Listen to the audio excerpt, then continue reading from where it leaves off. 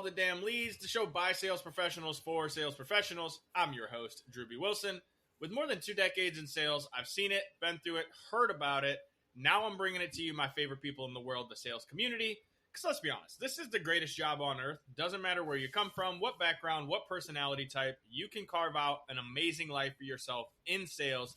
And today's guest is no stranger to that journey. He's got some cool stuff to share with us today. So I need you to help me welcome Jeremy Hurewitz. Welcome to the show.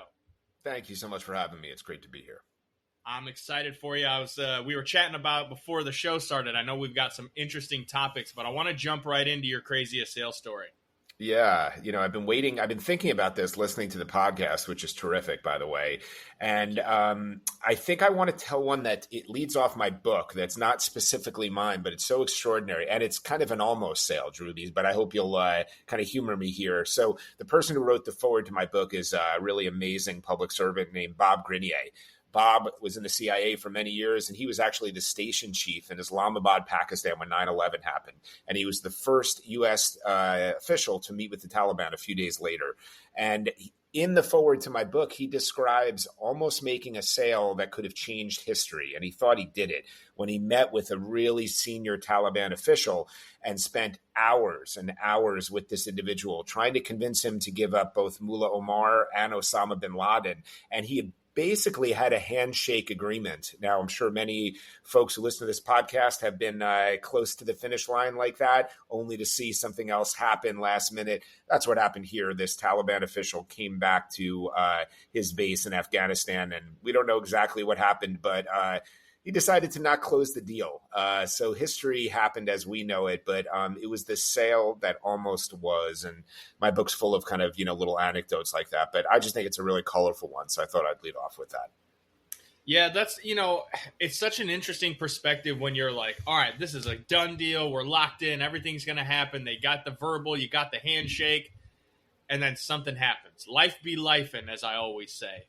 And so it's so interesting to me because like a lot of times those sales, there's always a reason.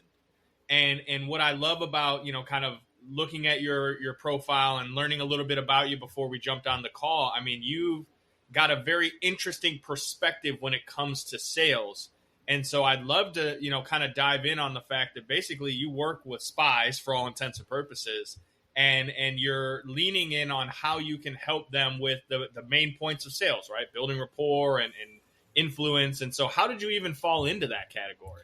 Yeah, thanks for all that. There's a lot to say there. Just real quick, I started my career off overseas as a journalist based out of Prague and Shanghai for a decade, covering foreign policy and intelligence. But, I always say life is sales. So I had to convince people why they should talk to me, especially in sensitive places like China. And I had to use some of the same skills that good salespeople use as well, like, mirroring and active listening and other things. And coming back to New York, where I was from after that decade abroad, I found the industry known as corporate security and intelligence, which I refer to in the book as the biggest industry that no one's ever heard of. It quietly influences foreign policy and the business world. And it's full of former spies, special forces, FBI, hostage negotiators, and all of that. And I just learned so much from these individuals and had been thinking about this concept of sell like a spy for a while. During COVID, decided, now's the time to do it. And that's what I do. And in terms of the skill sets, I like to say that spies are actually the world's best salespeople because there is no harder sale to make than convincing someone to buy into the concept of treason. And the skills that spies leverage to get to yes are really special, and they're really transferable to our careers and our everyday lives. So, I travel around the country doing trainings and keynote talks and coaching folks about, how to lean in, to use some of these skills to build rapport and connect with their clients and overcome a variety of challenges. Yeah, I really appreciate that. I always try to tell people like sales is relatively easy. It needs two things, right? You need empathy. You got to ask good questions. You got to make the person understand that you genuinely care about them in a way that's going to help them achieve their desired result, whether it's getting out of the pain that they're in or achieving the pleasure that they're looking for. And the rest of it's just confidence. Mm-hmm. Can you be 100% confident in your ability to solve the problem, to deliver the solution? And I would have to imagine that's a big part of kind of the individuals you're referencing, right? The spies, like, that's all it is. It's like, I care about this person. They know I care about this person. and I'm confident that we can get them what they need to be safe or secure. So like when you're doing your trainings, what are some of the top things that you lean in on from like the rapport building aspect? Let's start there, because I think a lot of sales professionals, like, they have their script, but it's the authenticity and rapport building that they're struggling with. Yeah, absolutely. And let's come back to some of what you said about like why people buy, if possible. I want to talk about motivation if we have time for it. But, you know, there's a variety of things I talk about. And what I like, first thing I do when I'm talking and training people is, first of all, I make them understand that spies are not James Bond and Jason Bourne, because we need to get away from this world of Hollywood and understand these are just extraordinary individuals with great social gifts that have been deeply refined to, you know, connect with people. And look, as salespeople, sometimes we hit it off with people, right? And that's great. It's really fun in life and in business when you connect with someone automatically. But many times, I don't know about you, but I've tried to sell to people that, you know, I don't particularly like, or clearly don't necessarily like me, or kind of have a chip on their shoulder, don't want to be sold to.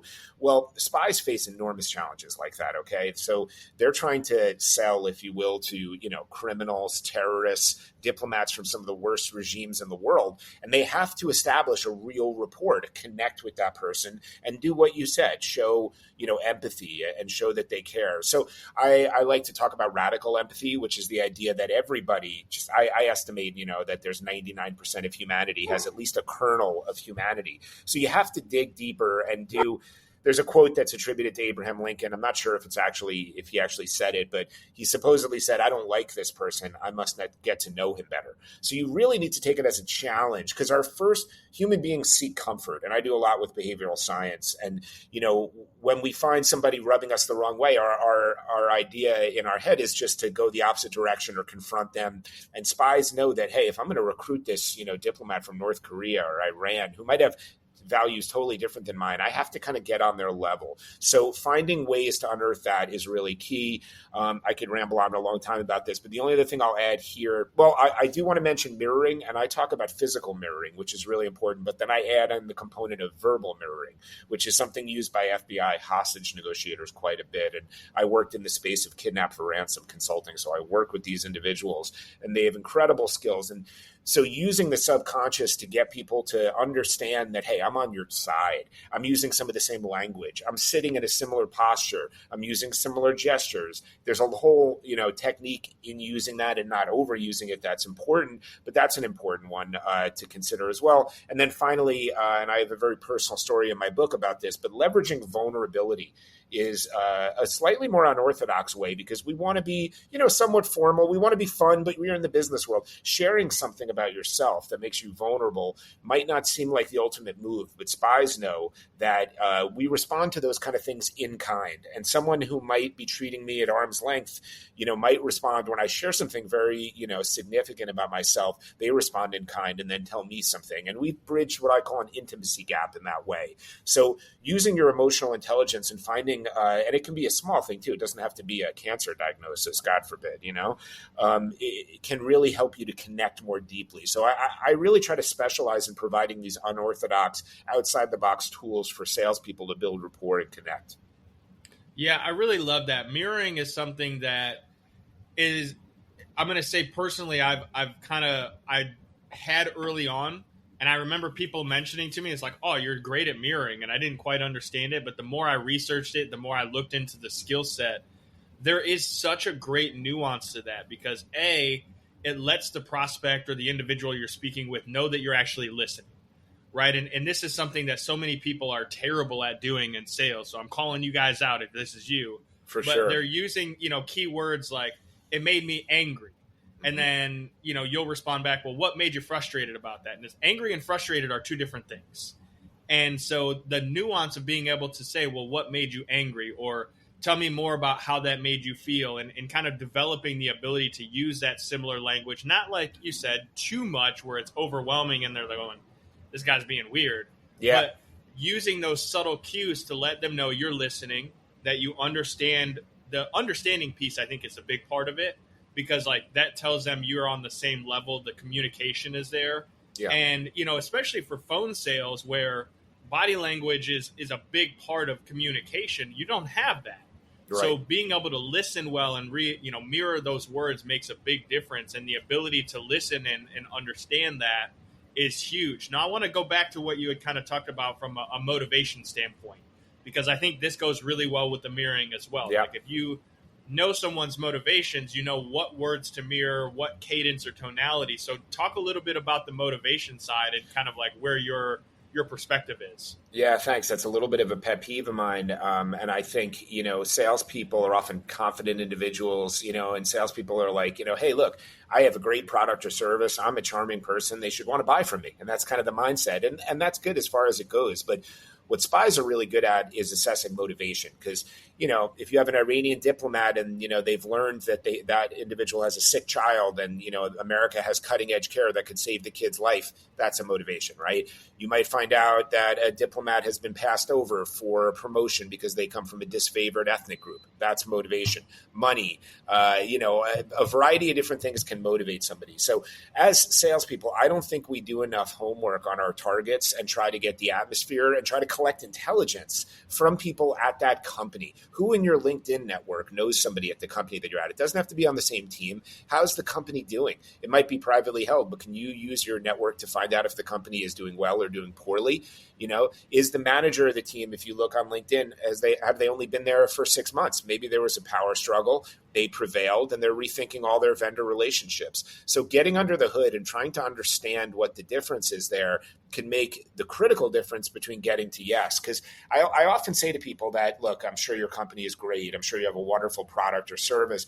But unless that product or service is totally differentiated in the marketplace, or you have a price point that just blows everybody out of the water, it's salesmanship, it's relationship, it's empathy. These are the things that are going to, help you win. And it's, it's the individual who knows, hey, every summer my client goes to this lake house with his kids, or his favorite sports team is this, or, she went to college here. The little things that you can remember and understand about somebody can make a critical difference about why they choose you over somebody else in a market that, let's face it, might not be that differentiated. Yeah, what I really love about that is we in our coaching community, we call it social recon, right? Mm-hmm. Guess what? Social media has all of these places where people are telling you their entire life story, all the good, the bad, the ugly. And if you just take a little bit of extra time and effort to go and research people, as you just mentioned, you might know their sports team. You might know that they recently went on a vacation to some kind of theme park, right? This is all information you can use to build rapport. And I'm not saying be a weird creep about it and be like, oh, I saw that you went to XYZ, but you might find a way to weave into the conversation like, oh, my family and I are thinking about going to the theme park this weekend, so we're super excited about it. And that's going to trigger the thing in their mind that's like, oh, my family and I just went there 2 weeks ago. And then you can say, well, what was your favorite ride? What was your favorite part? I know when we go, we don't want to miss out on those things. And so it creates that, as you said, that emotional gap and brings it together of like, hey, this person gets it. And what you just did there, too, if I can just jump in, is one of the other really popular skills I teach known as elicitation, which is a more subtle way to collect intelligence. You don't have to ask questions to find out about people. But if you did the social recon that you just noted, I thought your example was terrific. And it's kind of what I talk about. Instead of walking into someone's office and being like, hey, I saw that you went to this theme park, which is creepy. And, we'll show that you were doing that. But saying like, yeah, my wife and I are considering taking our kid to like a theme park. I was up last night, researching it. I'm just trying to get my head back in the game today. Make something like that might elicit a response that puts you on the same page. And again, the animal side of our brain is this person is like me. They are similar to me, and we seek comfort. Okay, so understanding that, or walking in there being like, oh, I was out late at a baseball game last night, and they go, oh, who's your team? And they're a big Yankees fan or something. So being able to do those kind of things is a really subtle, important way to collect intelligence and curry favor. Yeah, I appreciate that. That's such a great way to put it. And again, it doesn't take a significant amount of time or effort to do these things. I mean, you can Google someone's name and their profiles pop up. This information is almost always publicly available, unless they're a spy, in which case they probably don't share all of these things, and that might be a little bit harder. But here nor there, when you're working in the business space, right, business to business, most of these folks are on LinkedIn. They have public profiles. They're sharing this stuff out there. They have a Twitter. They have a something, right, that you can go and do a little bit of this. And what's great is it doesn't require you to be a genius to do it. It just requires that extra little effort.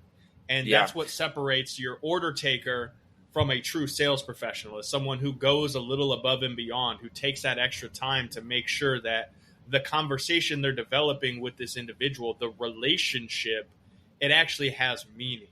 And so I want to kind of touch back on the vulnerability standpoint, right? You had mentioned earlier about getting vulnerable. And I think it's a skill set for sure. And I think there's a way to go about it that doesn't make you come across as needy or like, oh man, you should buy from me because I'm poor. But like, how do you help individuals like develop the ability to be vulnerable without giving too much or making it awkward? Yeah, so I think the best thing to do is to tell you my little thing real quick to give you an example of it. So a little over, actually, I'm coming upon the anniversary. It'll be a little over a decade of brain surgery. I had a brain tumor. It was fortunately benign, but it took the hearing from my right side. So I'm deaf in my right ear for a little over a decade. And, it's a practical thing that comes up with me. If you're walking on the streets here in New York with me, I'm going to try to dance around you to keep you on my left. If I arrive late because the subway has a problem or something, and and everyone's seated already at a rather loud restaurant, I might ask if I could swap seats with somebody so I have everybody to my left so I can hear what's going on. And that's when I see the power of vulnerability, because when I share this about myself, all of a sudden people respond, and I go from being a salesperson to being simply a human being. And I like to say that not everybody experiences tragedy, but we all experience misfortune. And again, we want to respond in kind. We want to connect with people. So, but it doesn't have to. This is just my story, and I tell people when we're going over this, you have to. All of the things I'm talking about, you have to leverage your personality. Like with mirroring, if you're someone who speaks with a ton of body language and you're meeting with someone who's very zen, calm, you don't want to make yourself statue still, because that'll just make yourself awkward. So you need to turn all these skills into a personal thing for yourself. So with vulnerability, it doesn't have to be, again, something really heavy, and you need to talk about it at a moment that's appropriate. But it could simply be you arrive to a meeting and there's a sudden downpour, you didn't have an umbrella, and your feet are soaking wet, and you share that. So, that is an example, and because they'll respond and say, oh, that happened to me last week. And it can be something small, complaining about your kid, showing your humanity is what we're talking about here, not, sharing something that would seem like a very wrong emotional thing to be sharing right now, but trying to find ways to showcase your humanity in a genuine, candid, sincere way is a really powerful way to connect with somebody. And in my book, I talk about a spy who was active in the Middle East and very successful. And he knew that in the Middle East, they talk about family a lot in conversation. I guess we do all over, but in particular in the Middle East. And he talked about how his son's on the autism spectrum, and it led him to get closer with a few people who became his agents. So this is a really powerful method to connect with people. Yeah, man, I really appreciate that. And kind of, to touch on our own story, one of the things that we work on when we're, working with business owners and sales professionals is like, sometimes you got to pivot in life, right? Things don't always go exactly according to plan. And, in my own life, my family and I, we sold our big house in Texas about 18 months ago, moved into this fifth wheel RV to start traveling the country and experiencing things. And we got a call in October last year that my father-in-law had stage 4 brain cancer.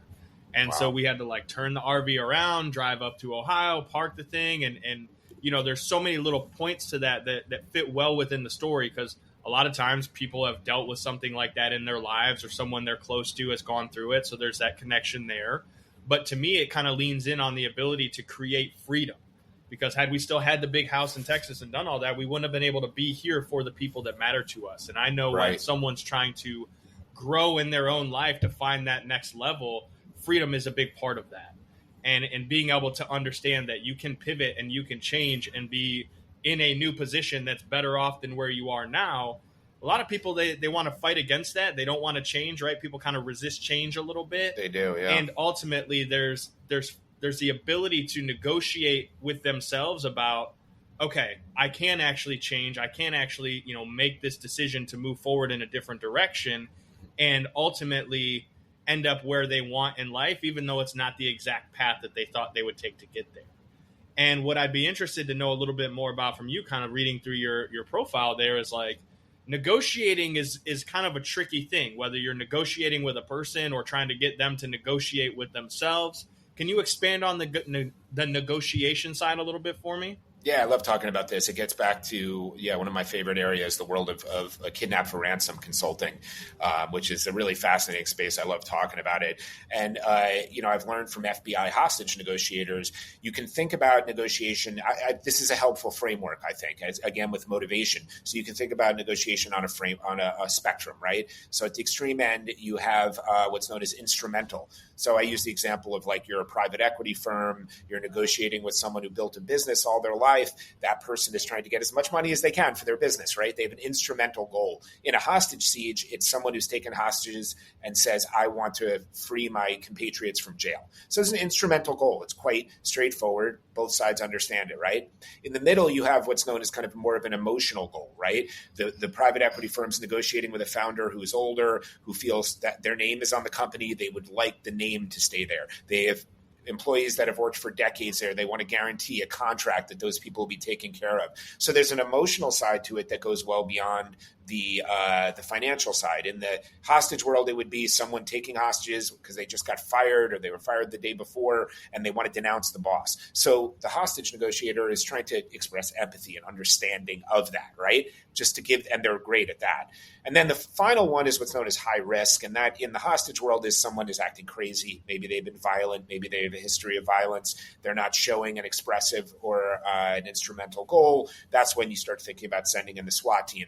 We're not sending in the SWAT team in the business world, but, I think the corollary is walking away from a negotiation where the other side has not been respectful of you and your goals and is not negotiating in good faith. That's what I call high risk. So I've been told that framework is helpful as a way to either start a negotiation or step back and look at one that is difficult, but again, with motivation. And again, looking at the other side, I hope that's a helpful thing for you and your listeners to think about.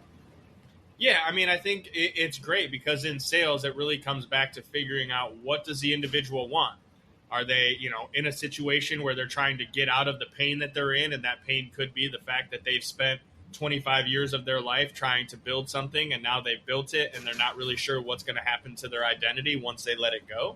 Yeah. Is it something where, they made a lot of money and got super greedy, and then things went south, and now all of a sudden they're scrambling and trying to figure out how they're going to keep the lights on?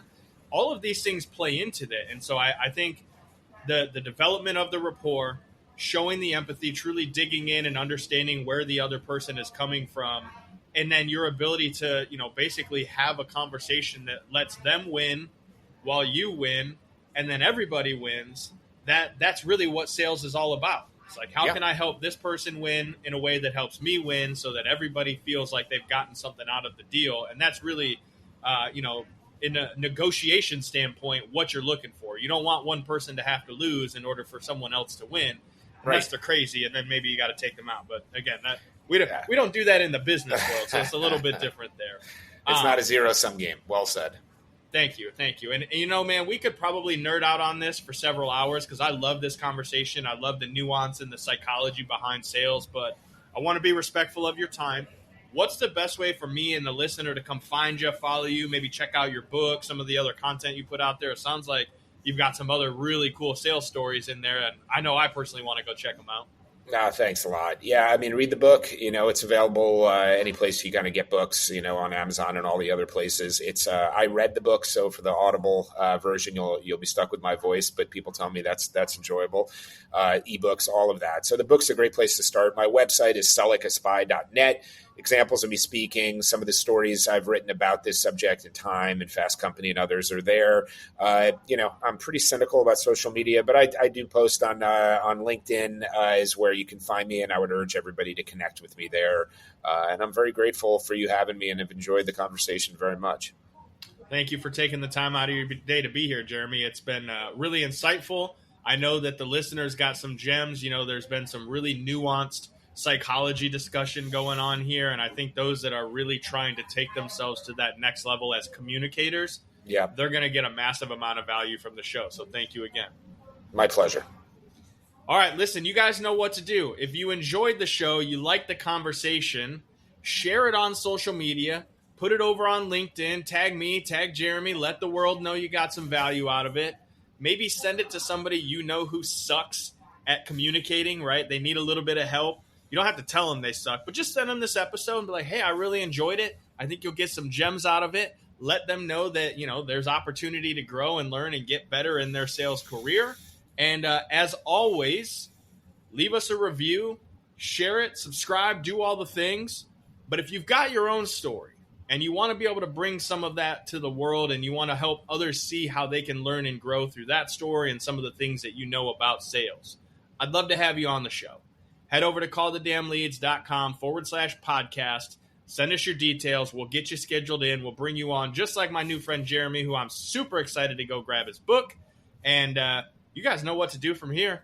Go call the damn leads. We'll see you on the next one.